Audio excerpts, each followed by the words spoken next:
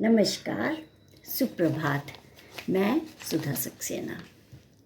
सामान्यतः भौतिक जगत में रह करके गृहस्थ होना भी अत्यंत आवश्यक है, लेकिन अक्सर भौतिक कार्यों से त्रस्त हो करके या भौतिक जगत में त्रस्त हो करके हमें लगता है कि संन्यास बहुत अच्छा है और हम सब कुछ छोड़ करके संन्यास ले लें। आज आइए संन्यास और गृहस्थ में क्या फ़र्क है, इस पर ही थोड़ी चर्चा करते हैं। सन्यासी और गृहस्थ में जगह का फ़र्क नहीं है। बात समझिएगा कि सन्यासी और गृहस्थ में जगह का फ़र्क नहीं है, भाव का फ़र्क है। सन्यासी और गृहस्थिति में परिस्थिति का फ़र्क नहीं है, मन स्थिति का फ़र्क है। सन्यास जीवन को देखने का और ही ढंग है, बस ढंग का फ़र्क है। सन्यासी और गृहस्थी में घर का फ़र्क नहीं है, ढंग का फ़र्क है, और उसमें जगह का फ़र्क नहीं है, भाव का फ़र्क है। सन्यासी और गृहस्थी में परिस्थिति का फ़र्क नहीं है, मन स्थिति का फ़र्क है।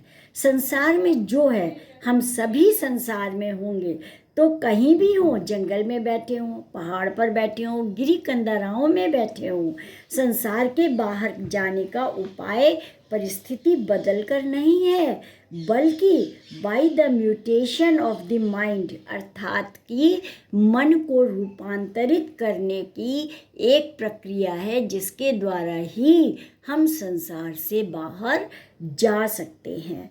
और इसको रूपांतरित करने की जो प्रक्रिया है, वो 2-3 उसके अंग हैं, जिसको समझना अत्यंत आवश्यक है। पहला तो यह है कि जहाँ है वह वहाँ से हटे नहीं। मतलब जो जिस काम में है, कोई भी काम बड़ा या छोटा जगत में नहीं है, सबको हर काम सृष्टि के विकास में सहायक होता है।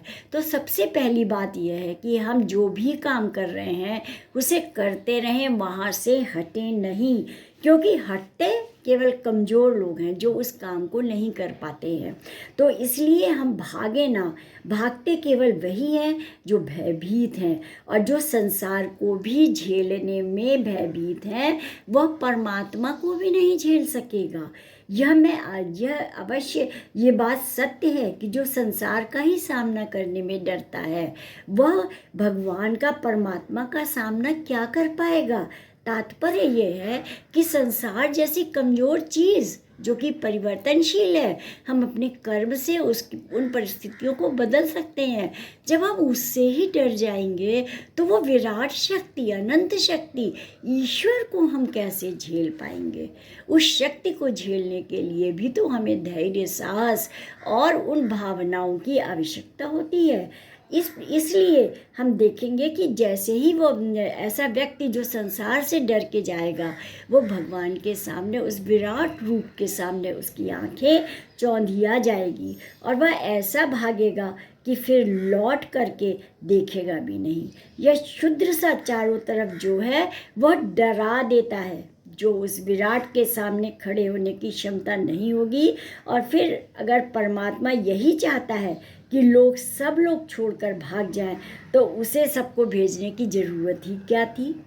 अर्थात तात्पर्य यह है कि ईश्वर ने तो उस धैर्य और साहस को बनाए रखने के लिए ही ये माया गढ़ी, जिसमें विभिन्न प्रकार के दुख और सुख दोनों हैं।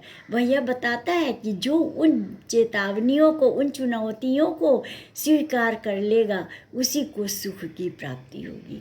और ये जो माया है, ये संसार है, ये हमें इसी प्रकार से बहुत बड़ा संदेश देती है।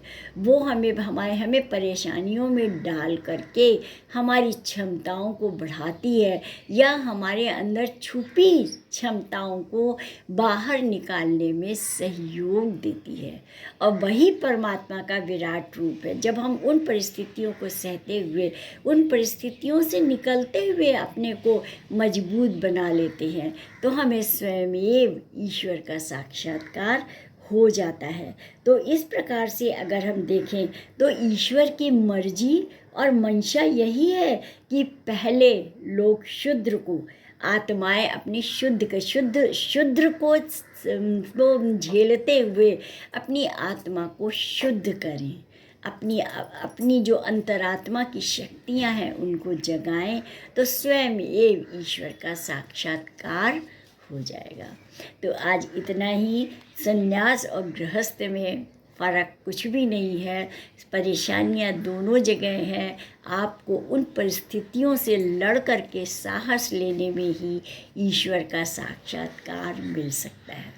तो आज इतना ही। आप सब ने मेरे चैनल को लाइक और सब्सक्राइब किया है, उसके लिए आपका अतिशय धन्यवाद। नमस्कार।